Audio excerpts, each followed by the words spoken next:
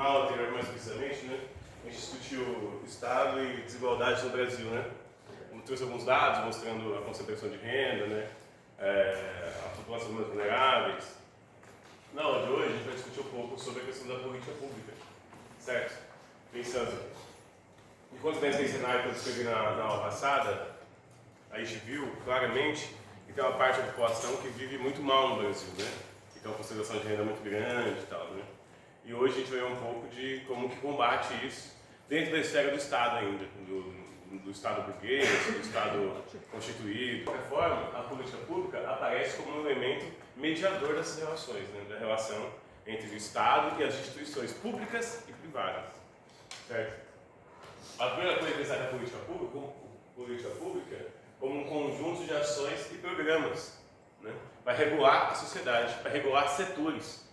A gente pode pensar tanto setores como setor agrícola, setor industrial, setor bancário, né? Ou a questão da própria questão das terras, uma série de coisas, né?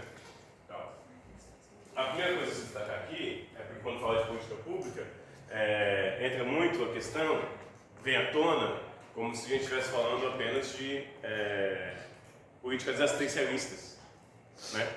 De assistencialismo, ou coisa nesse sentido. Aqui a gente não está falando sobre isso, a gente não está falando sobre assistencialismo. A gente está falando de como o Estado ele gere o fundo público. Já falei isso aqui outras vezes. O fundo público é todo esse dinheiro, esse orçamento que o Estado arrecada. E como é que o Estado arrecada o orçamento? Imposto. Imposto? O que mais? Roubo. Sinônimos. Isso menos, né? Isso mais é quando o dinheiro já está lá. Ah, tá. Quando ele chega, no geral... Ele só desvia. No geral, quando o dinheiro chega, ele chega por vias, né?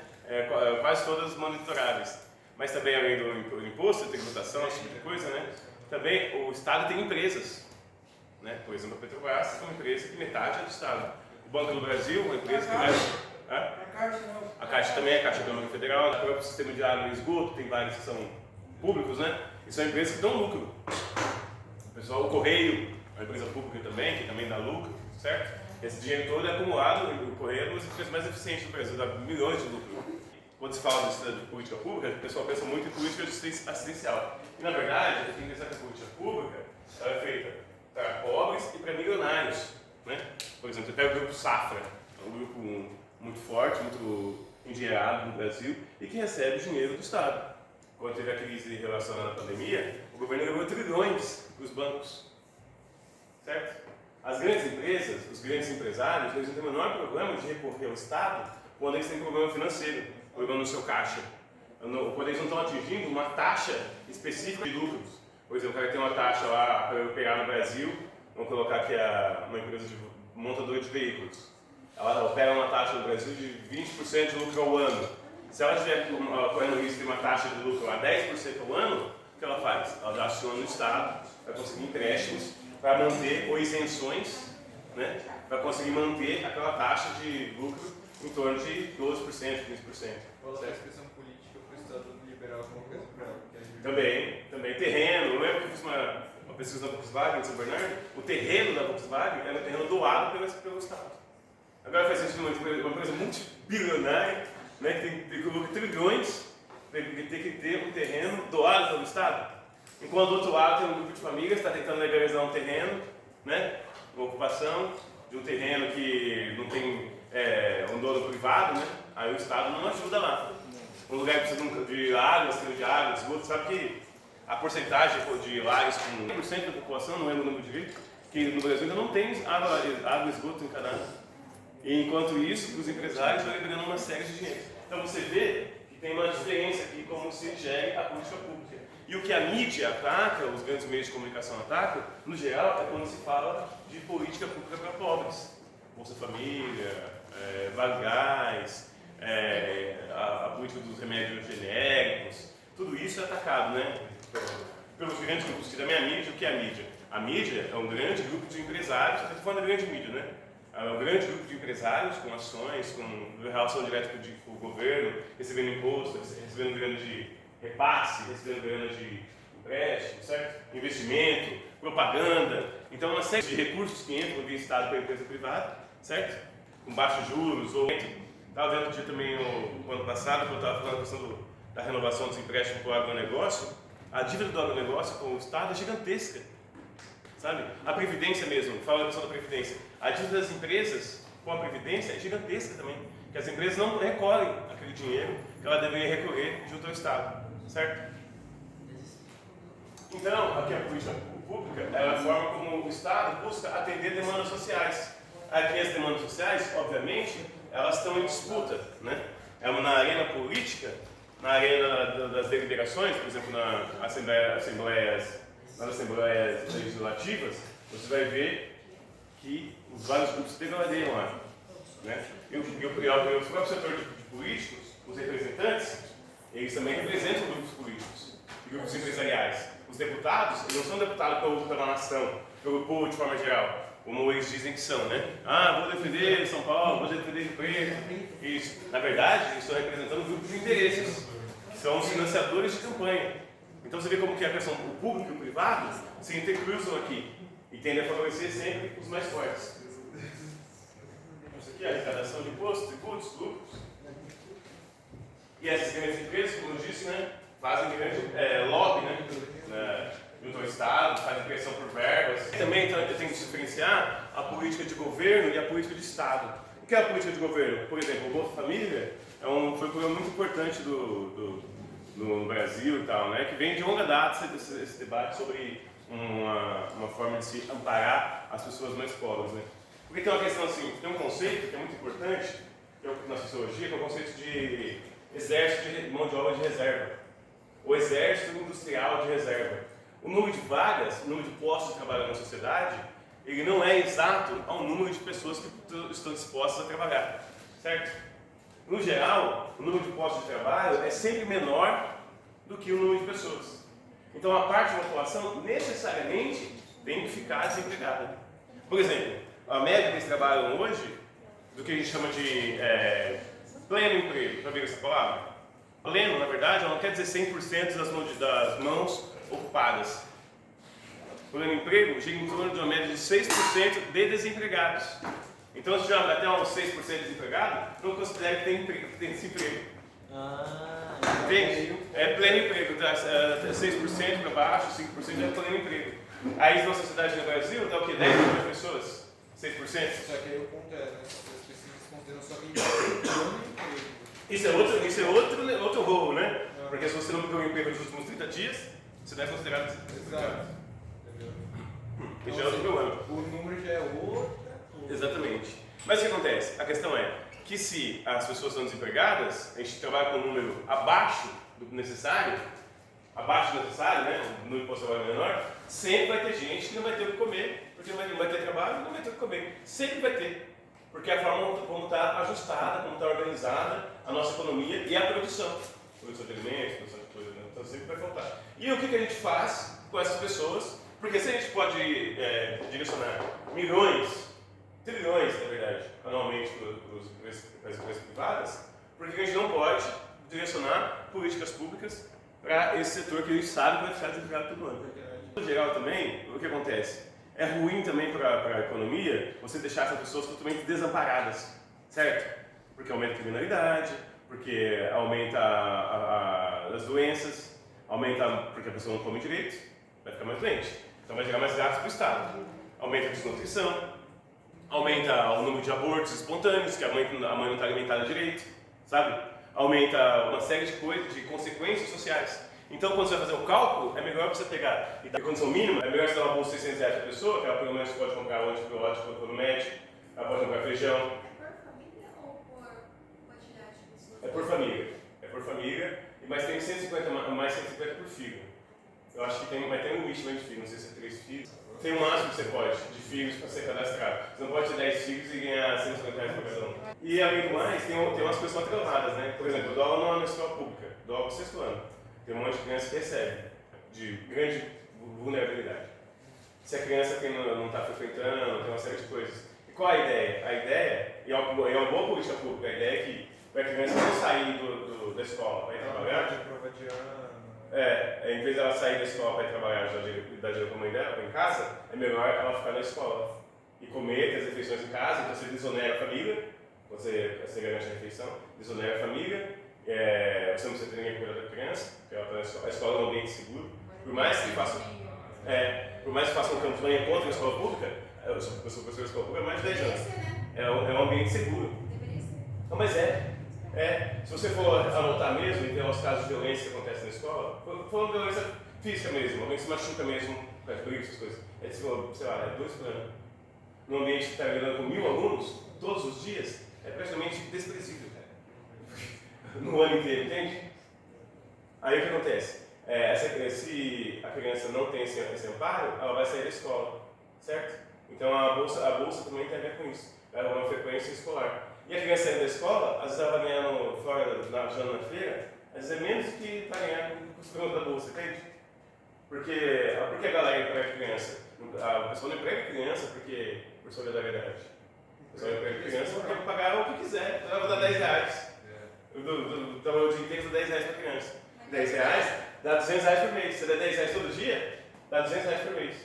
Que é a mesma coisa que quase a mesma coisa que o Bolsa Família paga para a criança.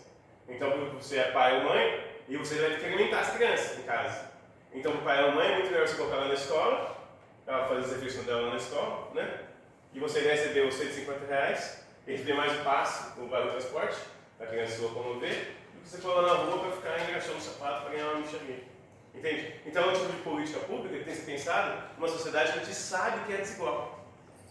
Óbvio, você pega qualquer sociedade que você pega, tem desigualdade. Tem desigualdade na sociedade grega, tinha desigualdade no Império Romano, tinha desigualdade no feudalismo, sabe? E tem as desigualdades também no capitalismo, na sociedade que a gente vive. A política de Estado é a política, por exemplo, a política de cotas é a política de Estado.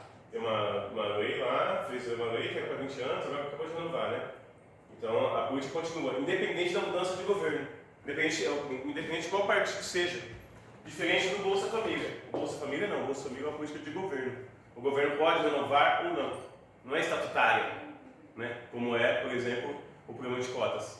E o programa de cotas não é uma política pública. Que qual é o que chegou a partir da observação dos dados? A conclusão que chegou. A conclusão que chegou é que a universidade pública, 99% dos estudantes eram brancos.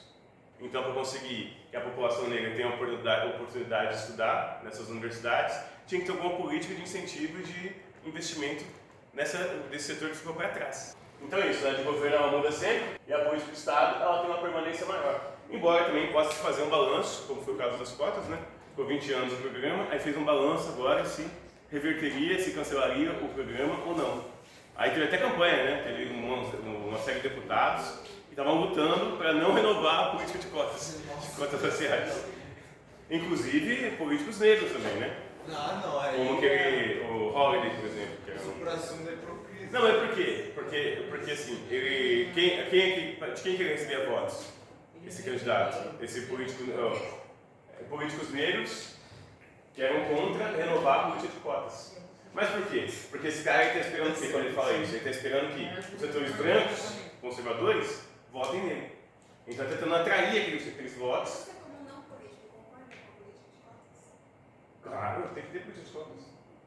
Tem que ter política de cotas por vários elementos, mas sobretudo pela forma como foi tratada a população negra no pós-abolição.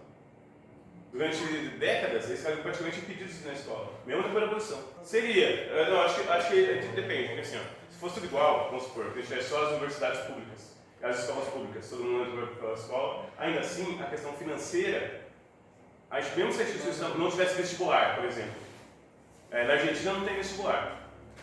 Todo mundo que termina a escola pode frequentar a faculdade, você entra direto, certo? Mas qual a questão? A permanência, entende? Os alunos que trabalham têm muito mais dificuldade de conseguir concluir o curso. E parece que os prazos são mais rígidos, sabe? Aqui na escola pública brasileira você tem alguma margem ali para você atrasar a sua conclusão, né? Por exemplo, meu curso eu fiz era 5 anos, eu podia terminar em 7. Nossa. Então, se eu perdesse disciplinas, né? Eu podia arrumar um tempo máximo para eu me formar. Acabou que eu terminei nos 5 mesmo, mas se eu precisasse, e na Argentina parece que o prazo é mais rígido. Então, assim, se você trabalha, se acontecer uma coisa na sua vida, você tem que, então, mesmo você tendo aberto, porque a sociedade é desigual, a renda o patrimônio é desigual, essas coisas são desiguais. Isso vai se manifestar dentro das instituições. E aí você tem que ter uma política, uma forma de pensamento ou de preocupação que equaliza essas diferenças. Você tentar igualar ao máximo, né, as oportunidades. Nunca vai ser igual, nunca vai ser totalmente igual. Mas a gente tem a capacidade de racionalizar sobre aquele processo e pensar as variantes, né? O que tem de bom, o que tem de ruim, o que vai, onde vai dar, onde vai levar essa desigualdade. Porque se a gente não fizer, naturalmente, nunca vai acontecer. Sabe, se deixa rolar com uma hora, o Durkheim, quando ele falava da desigualdade, ele pensava, o Comte também, que ao longo da evolução da sociedade, as coisas iam se entrando no eixo sozinho, sabe? Com a evolução, o ser humano vai evoluindo. Para ele, então, assim, nem precisava de socialismo. O socialismo pressupunha ou propunha que a gente lutasse pelas coisas, fosse para as ruas, né, e ocupasse as ruas e colocasse as demandas. Ele fala, isso não precisa. O ser humano ele vai evoluindo, ele vai avançando, vai chegar uma hora que vai acabar a desigualdade. Entende? E ele escreveu isso em 1894. E até agora... Ai, deixa longe essa evolução. E aí isso aqui, isso tange a saúde, por exemplo, se a gente fala de SUS. E aqui o público se confronta com o privado. Quando a gente fala, por exemplo, da saúde pública, SUS, por exemplo, a gente tem um lobby também, porque tem os postos de saúde, os hospitais públicos, uma série deles, né? E tem um lobby dos planos de saúde. Os planos de saúde, eles compram deputados para fazer lobby para não aprovar a verba para o SUS. Por quê? Porque quanto mais verba vai para o SUS, quanto mais você fortalecer o SUS, menos pessoas vão procurar o serviço privado. Certo? Obviamente quem é muito rico, quem é milionário, que ganha muito dinheiro, vai continuar usando um serviço privado, certo? Vai continuar usando o Einstein, vai continuar usando o Instituto do Coração e tal. Mas aquele cara que é pobre, ou que é classe média, que tem uma renda de 4, 5 mil reais, ele vai lá e faz o plano de saúde. Entende? Não dá para nenhuma instituição privada viver só do rico. Eles precisam que entre outros setores das classes sociais, que entre nesse setor. Mesma coisa que da escola pública. A escola pública tem um lobby do sistema educacional privado que luta para que não receba verba da escola pública. A gente fala que é precarização programada, sabe? Tipo, é de propósito que não tenha vaga. É de propósito que não se contrate professores. É de propósito que pague baixo salário para os melhores professores e para a rede privada. É de propósito. É programado. E não é uma coisa da maldade humana, assim, que maldade, fazer isso com o pobre tem o pior serviço, tem tudo pior. Não, aqui é uma empresa privada, eles querem atrair mais gente. Ele fala,